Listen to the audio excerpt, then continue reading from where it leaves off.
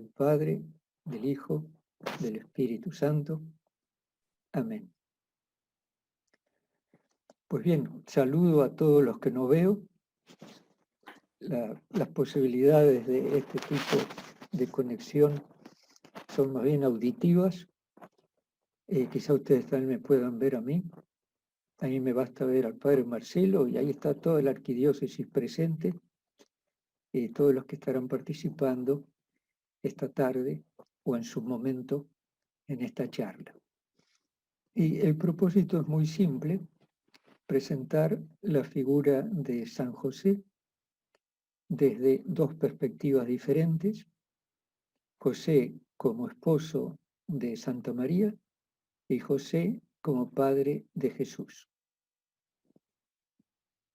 Y lo voy a hacer desde un enfoque que pueda parecer quizá un poco extraño, pero que se encuentra en el libro que el padre Marcelo acaba de hacer mención, que tiene también un título que puede llamar la atención: El nuevo soñador, José de Santa María, el nuevo soñador. En la perspectiva está tomada de un documento del Concilio Vaticano II. Concretamente me refiero a Gaudium Spes número 22. Según me dijeron, la frase que ahora voy a leer fue debida al arzobispo de Cracovia, que luego se convirtió en Juan Pablo II y más tardíamente en San Juan Pablo II. Y el texto dice así: el misterio del hombre solo se esclarece en el misterio del Verbo encarnado, porque él manifiesta plenamente al hombre, al propio hombre, y le descubre la sublimidad de su vocación. Es decir, Dios hecho hombre nos enseña qué es el hombre. Ahora, la pregunta que va a guiar esta charla y va a guiar también nuestra reflexión es: ¿y quién le reveló a Jesús lo que es el hombre? ¿Quién le enseñó a Jesús qué es ser hombre?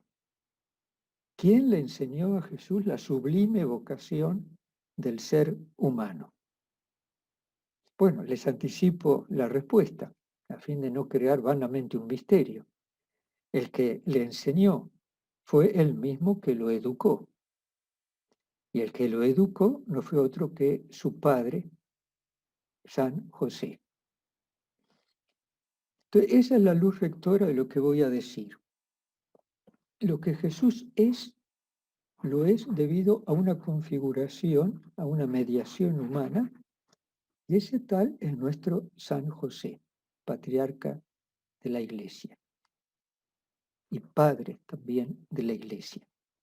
Ahora, yo presupongo, en lo que diré, todo lo que sería el dato bíblico, el dato del magisterio, aunque quizá en algún momento haga alguna referencia al magisterio, y sobre todo la teología, tanto la referente a Jesucristo, es decir, la cristología, cuanto la referente a la Madre de Dios, la mariología. Entonces, todos esos datos los presupongo. Mi acercamiento es más bien como de vecino de casa que por convivencia, por encuentros frecuentes, por trato familiar, etcétera, tiene algo que decir, en este caso, sobre San José. Como ya les anticipé, la charla tiene dos grandes bloques. Primero, José como esposo de Santa María y después José como padre de Jesús. Entonces, dicho esto, vamos a José esposo.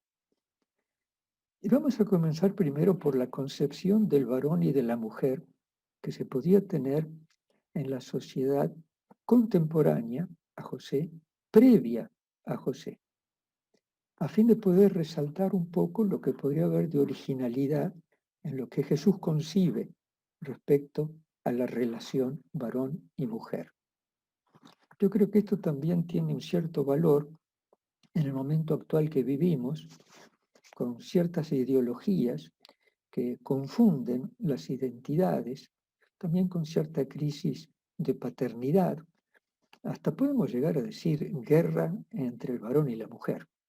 Yo no sé lo que pasará en Mendoza, pero en más de un lugar se escucha algo así como: muerto el macho, se acabó la rabia. Entonces, algo de todo eso, y en referencia a todo eso, José tiene algo que enseñarnos, y también de custodiarnos. Y cuando digo custodiarnos, Él es el custodio de la Sagrada Familia, es el custodio de la familia, es el custodio de la Iglesia. Él la guarda y la cuida. Varón y mujer. En la sociedad y en la cultura hebrea, el signo era totalmente patriarcal, lo cual significaba que la mujer ocupaba un lugar secundario, un lugar subordinado, y la relación con el varón era una relación de dependencia. Miren, lo que se está viviendo hoy día en Afganistán, la relación varón-mujer con los talibanes, va exactamente en la misma línea. O sea, no estamos muy lejos de esta realidad. Ahora, en el judaísmo antiguo, llamémoslo patriarcal y siguiente, la relación era un poco diferente. Es decir, se destacan muchas mujeres que sobresalieron en el contexto social.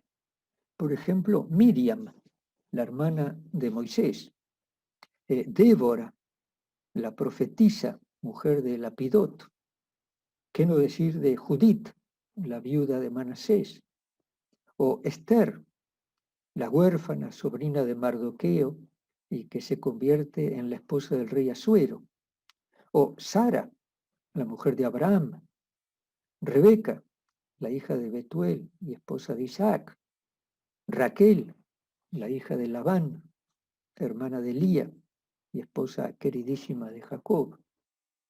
Y además de personas así concretas o personas noveladas, como sería el caso de Judith y de Esther, tenemos también la presencia muy significativa de signos que muestran la dignidad de la mujer.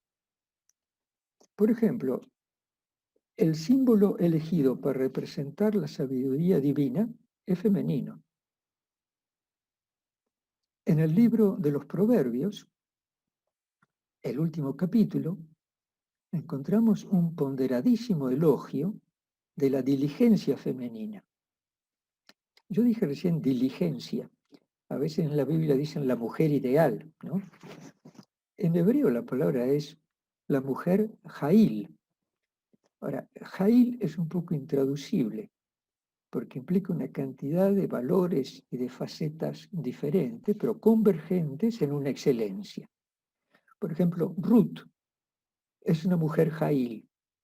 Se va a convertir en la abuela del rey David. ¿Y qué no decir de la esposa del Cantar de los Cantares? Si bien este es un texto muy tardío, retoma canciones más antiguas y es evidente de que ahí hay una realidad muy peculiar. Y la peculiaridad consiste en esto. Lo que ella misma repite, me refiero, la mujer, la esposa, la calá, dos veces. Mi amado es para mí, yo soy para mi amado.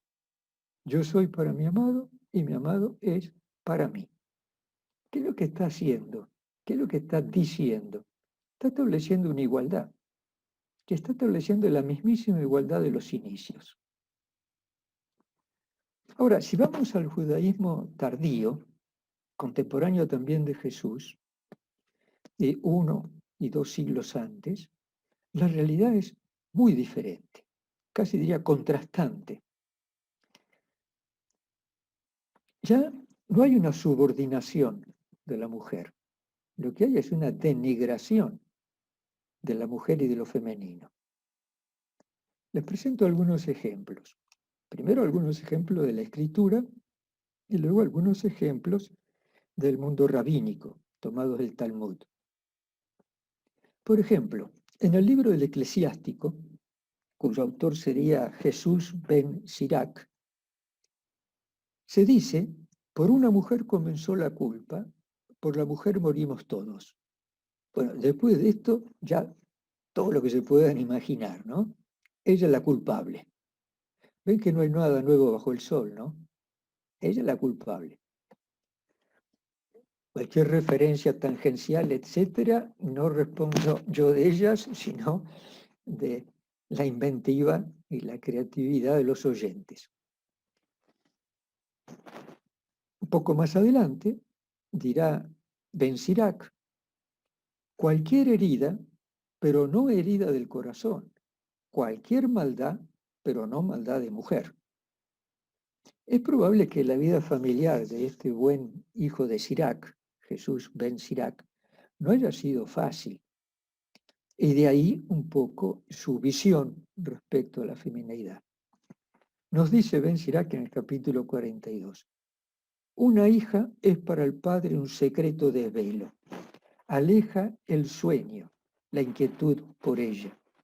En su juventud, miedo a que se le pase la edad de casarse. Si está casada, miedo a que sea aborrecida. Cuando virgen, no sea que sea mancillada en la casa paterna y quede encinta. Cuando casada, a que sea infiel. Cohabitando, miedo a que sea estéril. Bueno, no podemos amontonar más datos, ¿no? Pobre Jesús Ben Sirac, qué vida más triste simplemente por no comprender lo que Dios pretendió desde los orígenes. En el Cogelet, es decir, en el libro del Eclesiástico, encontramos cosas muy parecidas. Podemos adivinar cómo habrá sido el matrimonio del Cogelet, es decir, el predicador, es eso lo que significa Cogelet. Pero lo podemos adivinar. Por ejemplo, si lo escuchamos decir esto, he hallado que la mujer es más amarga que la muerte, porque ella es como una red, su corazón como un lazo y sus brazos como cadenas. El que agrada a Dios se libra de ellas, pero el pecador cae en su trampa. Amarga más que la muerte es la mujer, un hombre bueno entre mil encontré, pero mujer buena ninguna. Bueno, pobre tipo, ¿no? Lo menos que uno puede pensar, pobre desgraciado, una cierta conmiseración por este pobre desgraciado. Ahora, lo que habrá sufrido la otra parte, ¿no? Con un tipo tan pesimista.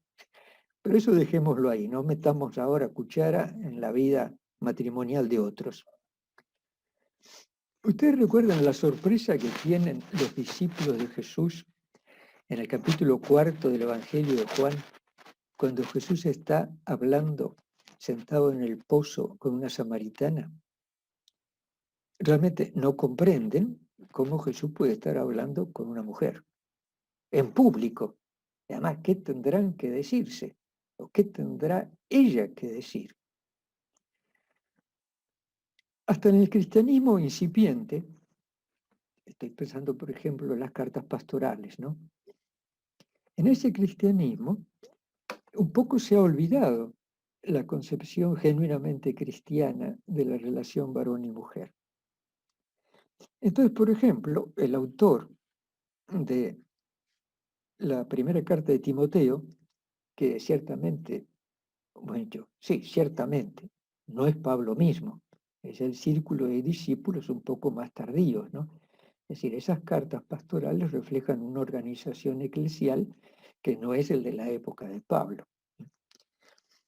Pero miren lo que dice, no permito que la mujer enseñe ni que domine al hombre, que se mantenga en silencio en la asamblea litúrgica.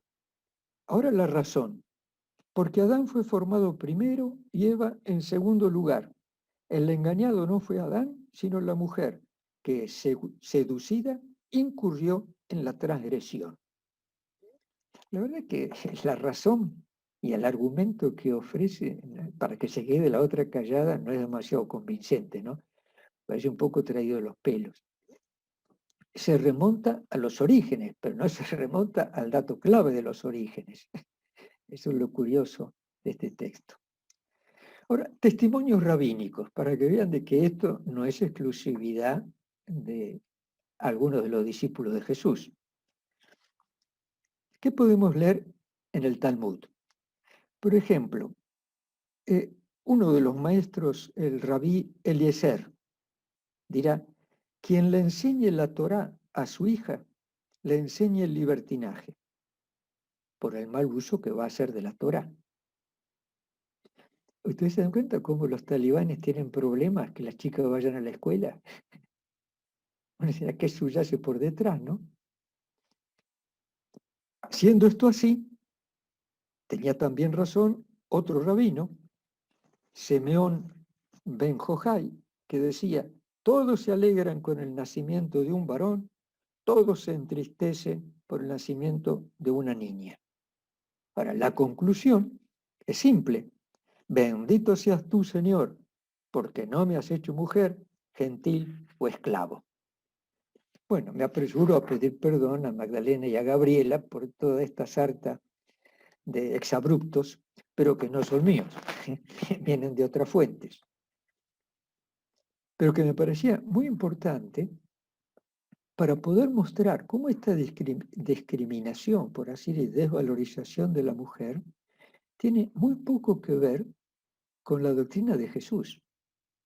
Y si tiene poco que ver o nada que ver con la doctrina de Jesús, es porque Jesús fue educado por un padre que tenía una concepción muy diferente, es decir, José mismo. Ahora nos preguntamos, ¿por qué esta concepción tan negativa en ese medio cultural, en ese momento de la historia de la humanidad y en esa cultura? Me parece que hay tres motivos de fondo. Primer motivo, la mujer personifica a Eva, y toda la carga peyorativa de seducción y de culpabilidad está en ella. Segundo motivo, los rigurosos preceptos de purificación a que estaba sometida la mujer simplemente por su condición biológica. Y por último, porque la mujer no llevaba en su propio cuerpo el signo vital de la alianza. Con todo eso, excluida. Pero ahora veamos a Jesús. Tengamos de telón de fondo este telón un poco oscuro que acabo de presentar, contemporáneo a su persona.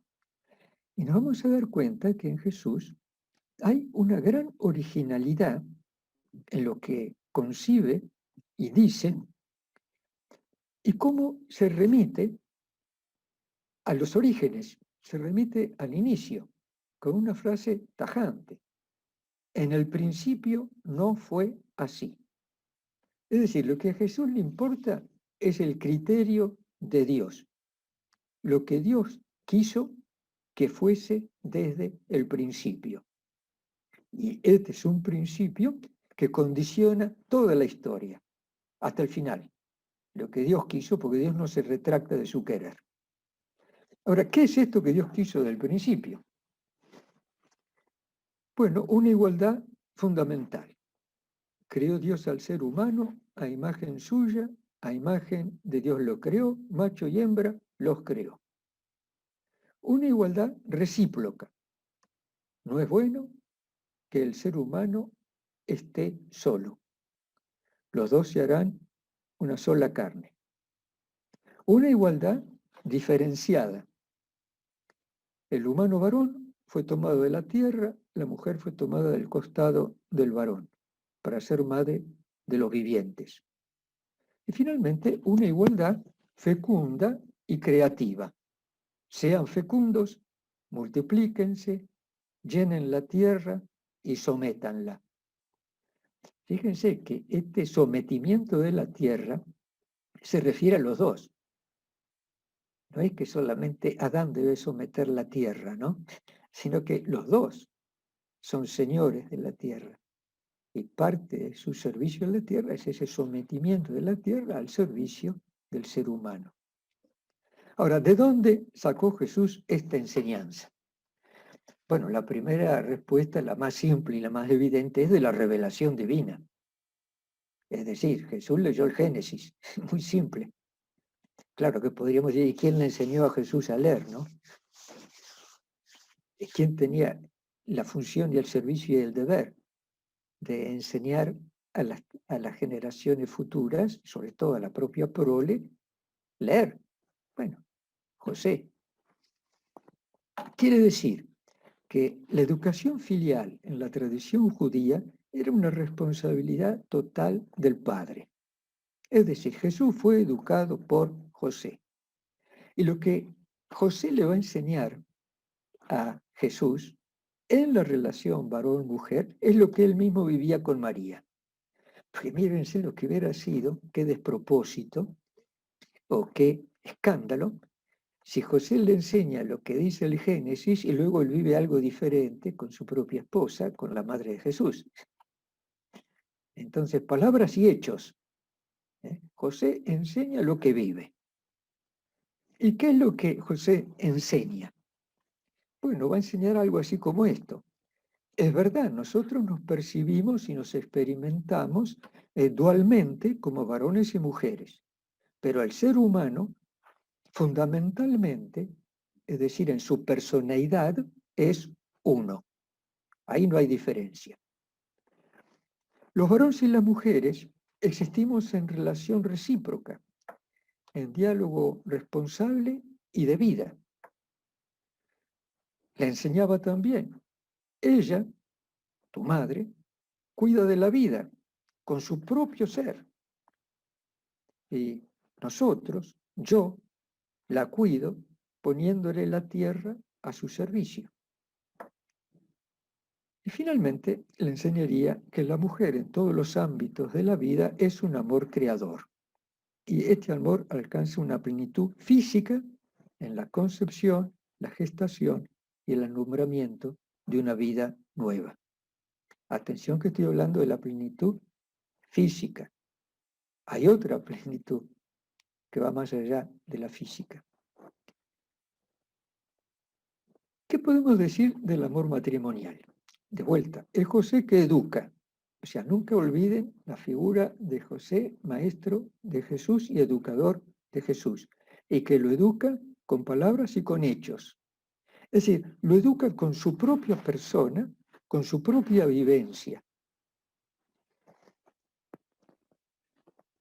La relación entre el varón y la mujer en el matrimonio es una relación de amor. Ahora, fundamentalmente, ¿qué es el amor?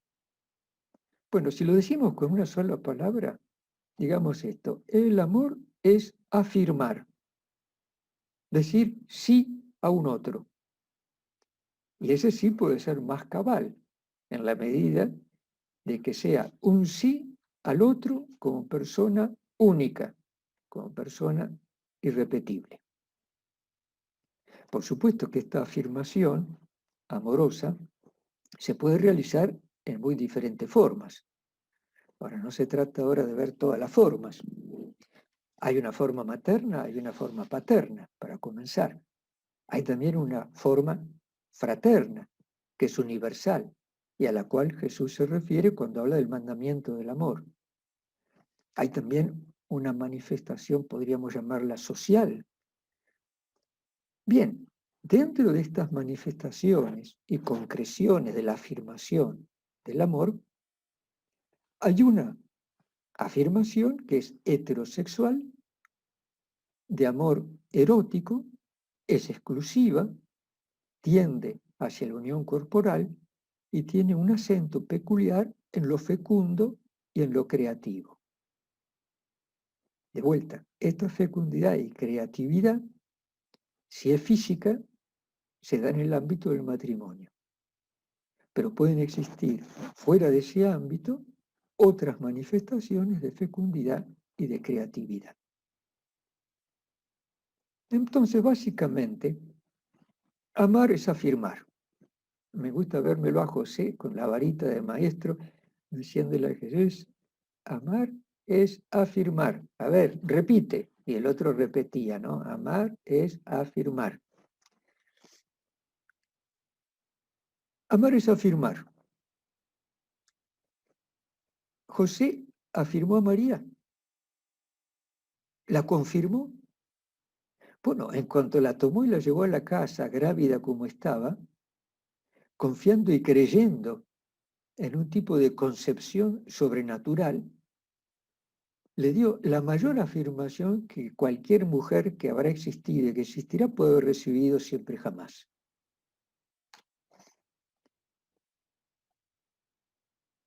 El sí del amor de José es total. Pero atención, es un sí también que está subordinado al consentimiento de José a Dios. Y es por eso, por ese consentimiento a Dios, que José dudaba de tomar a María como esposa. Si Dios no le revelaba de alguna manera y no lo sacudía, aunque más no sea en sueños, con la voz de un ángel, José no se hubiera metido donde nadie lo llamó. Y si entró en el baile, es porque fue invitado expresísimamente por Dios. Quiero agregar algo ahora sobre la virginidad de José. Esto es una hipótesis, pero que me parece plausible. La virginidad, por el reino o por el rey, es un don, o sea, es un carisma. Todo don y todo carisma proviene del Espíritu Santo, no hay duda. Pero al mismo tiempo, los dones y carismas muchas veces son mediados en diferentes formas. Por ejemplo, por personas. Un obispo que le dice a un joven, ¿nunca pensaste en ser sacerdote? Y el otro dijo, justo, mira vos, estaba esperando que alguien me lo diga. Fue mediador de la gracia y de la vocación sacerdotal. Entonces, ¿cómo le llega a José este don de la virginidad? Bueno, yo creo que fue por intermedio de María. Miren qué simple. Es probable que José pensaría casarse como cualquier hijo de vecino.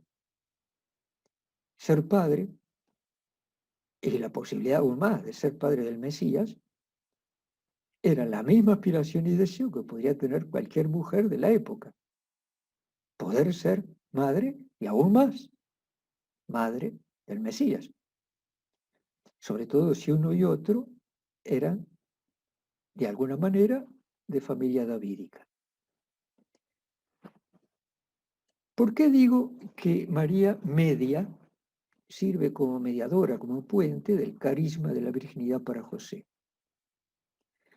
Bueno, simplemente parto de experiencias humanas. La experiencia humana enseña, por ejemplo, que el amor del varón se moldea, se configura por medio del amor de la mujer. Es decir, el amor de la mujer tiene una función como de alfarero. Toma el barro del amor del varón y lo configura de una manera determinada. Esto explica, por ejemplo, la despedida de solteros, ¿no? ¿Qué es lo que está en el fondo en la despedida de alguien que se va a casar? La despedida de soltero. Bueno, lo que está en el fondo, se te acabó la cuerda, querido, ¿no? Ahora te van a moldear. Es eso lo que está en el fondo. Si el amor femenino moldea al varón y lo domestica, lo hace hogareño, lo hace familiar, podemos decir también que algo de todo esto habrá tenido que ver en relación de amor de María hacia José. Pero podemos volar un poco más alto.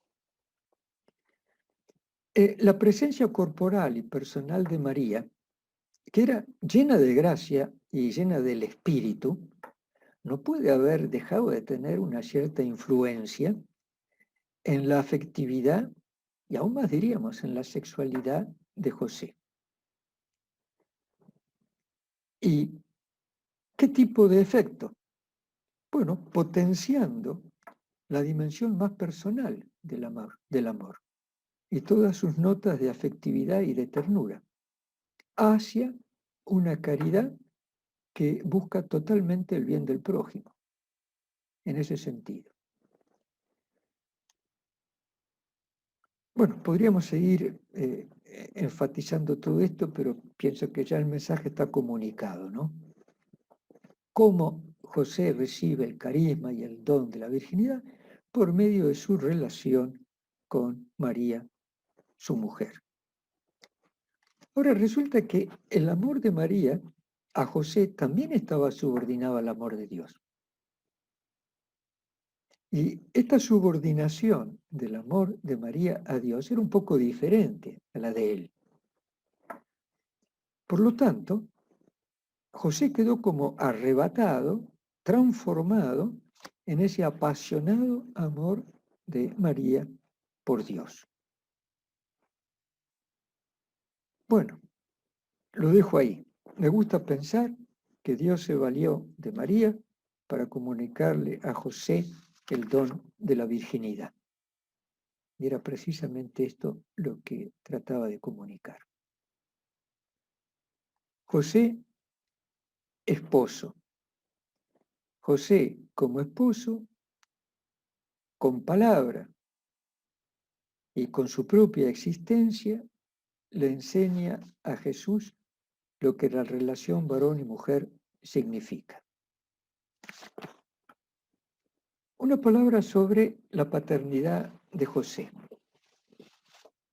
Bueno, hay que decir que el fin principal de la misión de José, el sentido último de su vida, es la paternidad respecto a Jesús.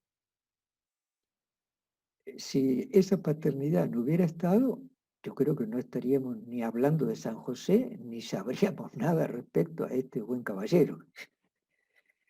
Entonces, el sentido y el fin principal de la misión de José reside precisamente en esa paternidad, que también le llega mediada por la maternidad de María.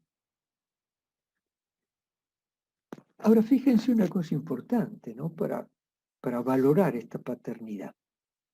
Se trata de una paternidad que fue prevista, predeterminada por Dios, anunciada, hubo una petición de asentimiento por parte de Dios y fue luego libremente aceptada.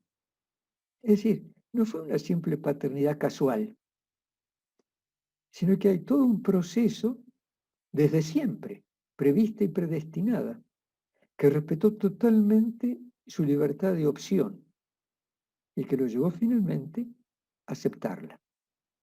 En este sentido, sería la paternidad más alta que podemos llegar a concebir. Y está íntimamente relacionada con la fuente de toda paternidad, porque es la fuente de toda paternidad quien le comparte a José esa gracia paterna. Dirían los teólogos, ¿no?, que esta sublime paternidad exigiría unas condiciones de santidad correspondientes en la persona que la recibe.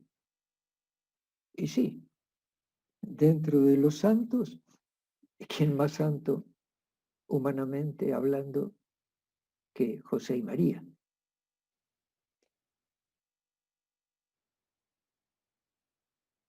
Por eso es que, al igual que Lucas, me gusta llamarlo a José sin más padre, así como a María la llamamos sin más madre. Yo sé que hay una cantidad de adjetivos para calificar esta paternidad de José. Padre putativo, padre custodio, padre no sé qué, y así.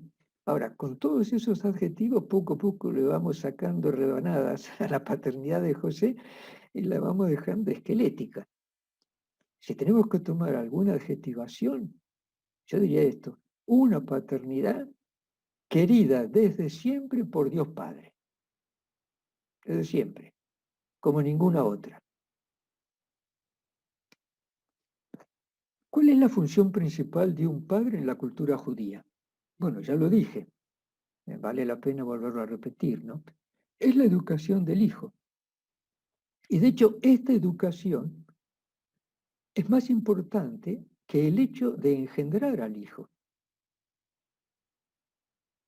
Engendrar lleva unos minutos, pero educar lleva toda la vida. Entonces, en esa educación reside la importancia de esta paternidad. ¿Qué es lo que recibe un hijo varón en la cultura judía? ¿Qué es lo que Jesús recibe de José en su contexto cultural? Bueno, aprender las tradiciones nacionales y religiosas de su pueblo, aprender las leyes divinas, las oraciones de bendición y de acción de gracias, aprender también un oficio para ganarse la vida y para ser útil a la sociedad.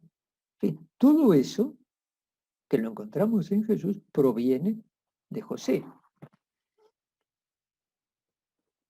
Volvamos ahora al famoso Siracida, al Ben Sirac, para reivindicar un poco su figura, ¿no? Por supuesto que hace que haya quedado un poco mal parado.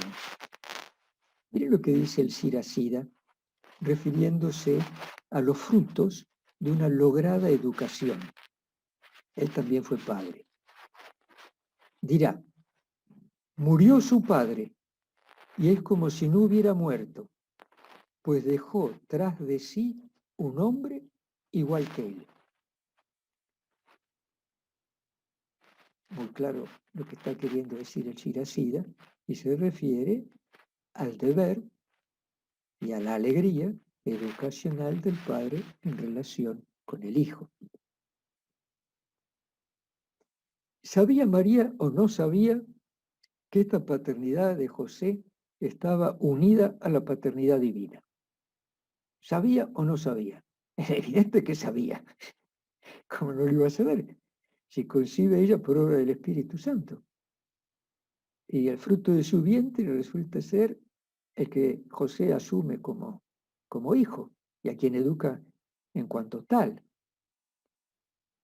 Esto significa que María también tiene un rol importante en la paternidad de José. Y la vamos a ver dentro de un momentito.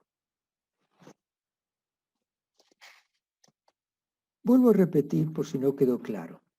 La paternidad, más que un vínculo biológico, es algo de orden espiritual y de orden afectivo. Ser primogénito es cuestión de segundos, pero ser padre demanda toda la existencia. No es padre el que engendra, es padre el que educa. Esta paternidad transforma la existencia de las personas. Al gusto y al contento por la heredad y la prolongación social que significa la paternidad, se junta también la responsabilidad, se le junta todo el esfuerzo para cuidar y educar. Casi podríamos decir que el que se convierte en padre cruza un umbral de su existencia. ¿Qué es lo que José comunica a Jesús, además de todo lo que ya hemos dicho? Me estoy refiriendo a las tradiciones nacionales y religiosas, a las leyes divinas, a las oraciones de bendición, al oficio. ¿Qué más le comunica? Bueno, le comunica su propia personalidad, porque se educa con lo que uno es, y no con lo que uno hace o lo que uno dice, sino que se educa con lo que uno es. José comunicó rasgos de su propia personalidad a Jesús por medio de la educación. Por esto, la educación que José le dio a Jesús, paternalmente hablando, significó en la vida de José un antes y un después. Si ustedes toman Patris Corde, me refiero a la carta apostólica del Papa Francisco sobre San José, Patris Corde, es decir, con corazón de padre. Se van a dar cuenta que el número clave, el más importante, de esas 6, 7 características que presenta de esa paternidad, esa es la número 7. ¿Qué es lo que dice esta característica de la paternidad de José? Básicamente dice esto: nadie nace padre, sino que se hace padre. Y se hace padre cuando se hace cargo. Y cuando se hace cargo, se hizo responsable. Quiere decir de que el buen José se hizo cargo de Jesús. Atención, no me estoy refiriendo a que lo llevó simplemente en los brazos, ¿no? Que seguramente lo habrá llevado. Pero se hizo responsable de su existencia. Ser padre significa también introducir al hijo en la experiencia de la vida. Ahora, la experiencia de la vida es lo real, es lo que las cosas son, es lo que existe. En esa realidad, el Padre introduce al Hijo. En esa realidad, el Padre, José, introdujo al Hijo Jesús. ¿Y para qué lo introduce en esa vida, acompañándolo, en esa realidad? Para hacerlo capaz. ¿Capaz de qué? Capaz de elegir, capaz de ser libre, capaz de confrontar la existencia. Un padre que es consciente de que completa su acción educativa y de que vive plenamente su paternidad, ¿saben lo que dice de sí mismo cuando ha hecho todo esto? Soy un inútil, simplemente. He hecho lo que tenía que hacer. Recuerdan esa palabra de Jesús, ¿no? Siervos inútiles somos, hicimos lo que teníamos que hacer. Me gusta pensar imaginativamente que eso Jesús lo aprendió de José.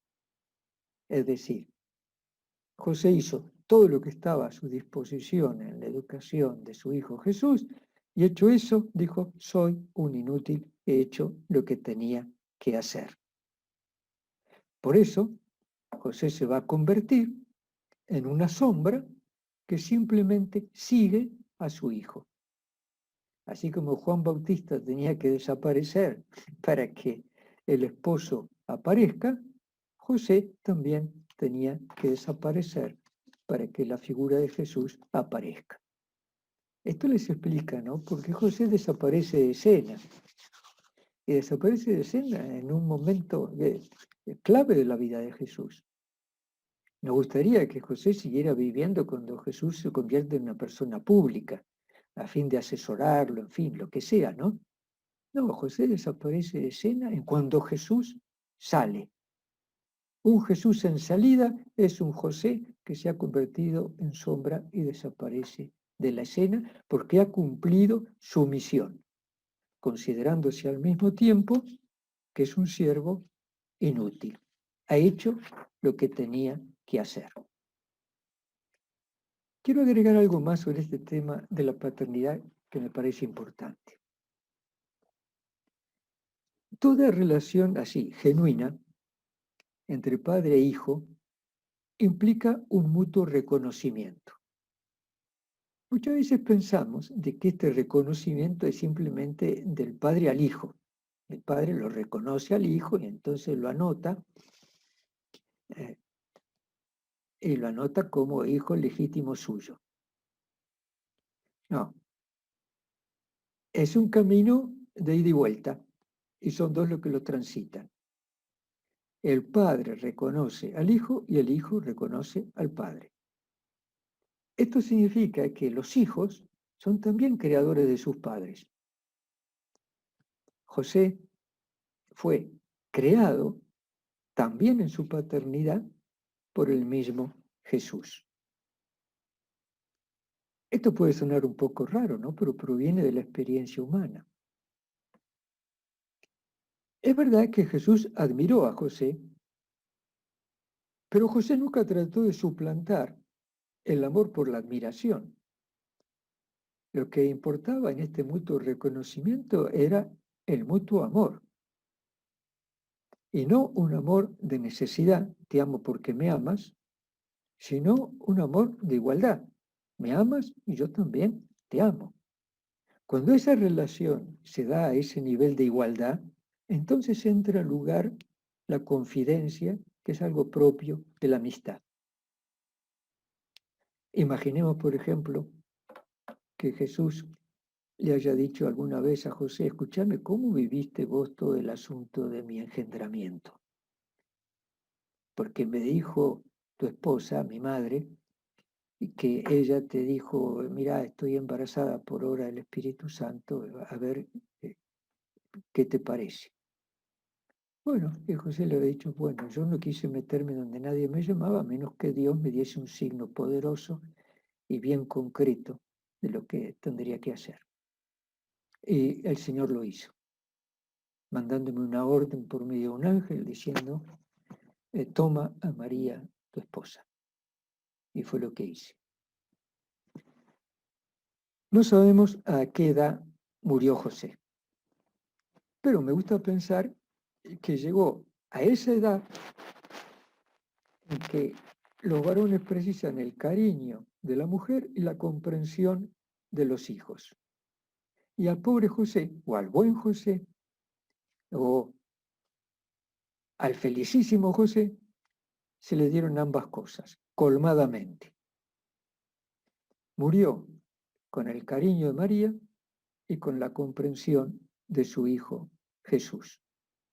No es raro entonces que sea el patrono de la buena muerte. Es decir, no hay muerte más feliz que la de José. Dios quiera que nos dé parte también en esa felicidad. Si el padre es para el hijo lo que la madre quiere, y ahora vuelvo a lo que había dejado pendiente, entonces podemos decir que este es un motivo más por el cual José es el más padre de los padres. Es decir, cuando una madre le dice a su hijo lo bueno que es su padre, el hijo gana en admiración por su padre. Quiere decir que la mujer esposa tiene un rol clave respecto a la paternidad del varón. Y si esto además es María Virgen, Santísima y Madre de Dios, que le está diciendo a Jesús lo bueno que fue tu padre José, se imaginarán el respeto y la venerabilidad que habrá tenido ante los ojos de Jesús San José. José, como todo padre, se prolongó en su hijo Jesús, como diría Ben Sirac. Pero atención, no se trata de una simple prolongación, se trata de una complementariedad, porque Jesús fue distinto, aunque siendo distinto, no dejó de parecérsele. De aquí que conocer a Jesús es también un camino para conocer a José. Y conocer más a José es también un camino para conocer más a Jesús. Si recuerdan, al principio tomé el texto de Lumen Gentium 22, Lumen Gentium, no, Gaudium Spes 22, que decía lo siguiente: en realidad el misterio del hombre solo se esclarece en el misterio del Verbo encarnado, y éste manifiesta plenamente al hombre, el propio hombre, y le descubre la sublimidad de su vocación. Ahora, ¿quién le mostró a Jesús el misterio del hombre y la sublimidad de su vocación? Me gusta pensar que fue precisamente su padre Jesús, José. Bueno, era esto nomás lo que quería compartirles. Espero que el propósito que tenía Francisco en su carta sobre San José, que no era otro que ayudar a crecer en la devoción, que se lo conozca más, que se lo reverencie en su misterio, también esta pequeña charla contribuya a eso. Estamos en su año, es un año de gracia, no para él, sino para nosotros. Amén.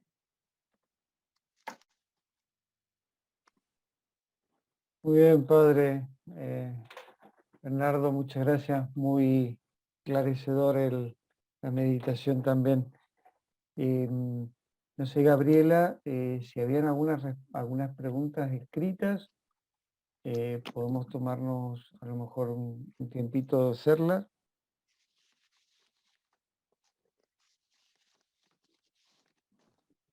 Sí, buenas tardes. Buenas Hay una tardes. pregunta que le hacen al padre Bernardo. ¿Se puede pensar que José haya sido también concebido como María sin pecado?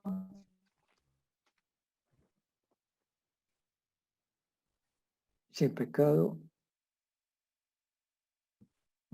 O sea, así como María y su Inmaculada Concepción, José también inmaculado desde su concepción. ¿Es esa la pregunta?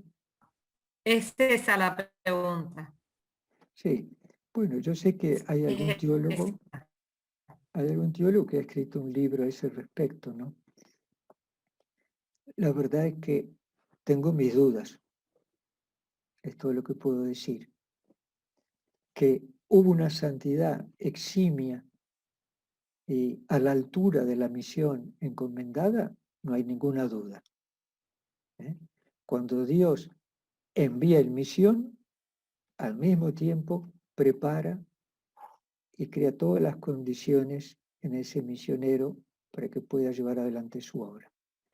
Entonces, una misión sublime como la de José corresponde a una santidad sublime. Si eso llega a algún tipo de paralelo con la Inmaculada, yo tengo mis dudas. Pero nada más, todo lo que puedo decir. No me atrevo a afirmarlo, digámoslo mejor.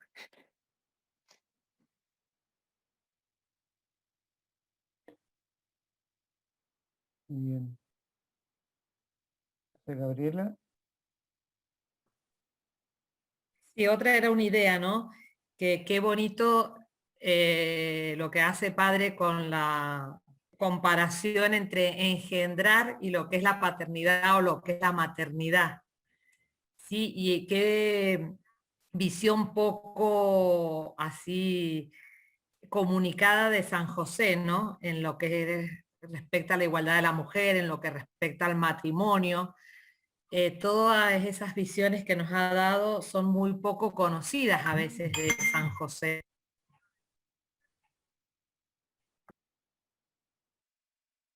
Bueno, me alegro que haya aportado algo y que ayude a la reflexión y a una mayor devoción hacia su persona.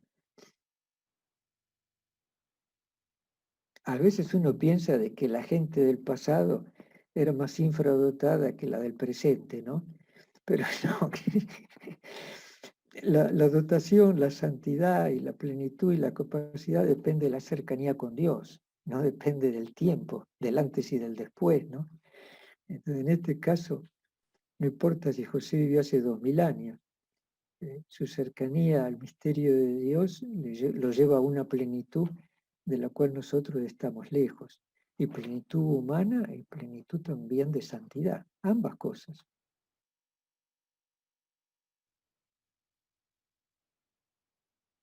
Muy bien. En el libro encontrarán también toda una sección sobre la persona de José desde otro ángulo de visión. Si lo leen con atención, no lo quiero adelantar para... Bueno, no quiero arruinarle el negocio, digamos, a la editora, ¿no? Porque un libro que se cuenta al final no es un libro que se compra. Pero hay toda una buena sección donde hay un acercamiento histórico a la persona de José, que si bien es hipotético y reconstruido, es muy verosímil. Y eso es lo importante, ¿no? Es muy verosímil. Y que también me parece importante para reivindicar su figura. A veces pensamos que José era un carpintero, entonces lo representamos con un serrucho y una tabla de madera, ¿no? No, José era mucho más que un carpintero. José era un técnico. Y técnico significaba lo que hoy día sería algo así como un ingeniero. Es muy probable que José haya trabajado en la construcción de la ciudad de Séforis, muy cercana a su casa. Hasta es probable también que Jesús haya trabajado algo en Séforis. También José, aparte de hablar arameo, es muy probable que también conociera otras lenguas. No nos olvidemos que él también vive un cierto tiempo en Egipto, que era una gran cultura en su momento. Si José trabaja en Séforis, y en Séforis sabemos que Herodes había traído cantidad de especialistas en diferente orden de lengua griega, José también entendía el griego. También sabemos que en el norte de Israel, es decir, Galilea, no solamente se hablaba el arameo, sino también se hablaba el griego y se hablaba el latín. Esto de pensar todo eso de José como un infradotado y un simple carpintero que se pillaba viruta, me parece que es rebajarlo humanamente a la que seguramente no fue. Bueno, todo eso lo podrán encontrar en el libro. Muy bien, padre. Bueno. Muchísimas gracias justamente antes de despedirnos y la gente espera, podemos presentarles la tapa del libro. ¿Cómo no? Adelante. Ahí creo que va a salir en la imagen. Ahí está. Es la tapa del libro. La edición es de Talita Kum, y para los que son de aquí de Mendoza, pueden encontrarlo en Ágape. Tienen no solo este libro del padre Bernardo, sino justamente nos han comunicado que tenían varios más, y también de los últimos que ha hecho. Así que bueno, está en existencia y bueno, un buen año para entrar de lleno también en la figura de José, en lo que queda de este tiempo, este año de San José que nos regaló el Papa. Así que aquellos que deseen, ya saben por dónde buscar también si no lo han leído. Les doy una pequeña explicación de este Sí. icono. Marcelo. Fíjense, hay un cierto aire de semejanza entre José y Jesús. Fíjense los rostros, ¿no? Las miradas. Ahora, no es porque José es el progenitor y le comunica una cierta semejanza al hijo. No, José no es el progenitor. Ahí es el hijo que le está comunicando su realidad a José. El hijo es el santo, el hijo es el divino y es él el que transforma al Padre. De ahí viene ese cierto aire de semejanza entre uno y otro.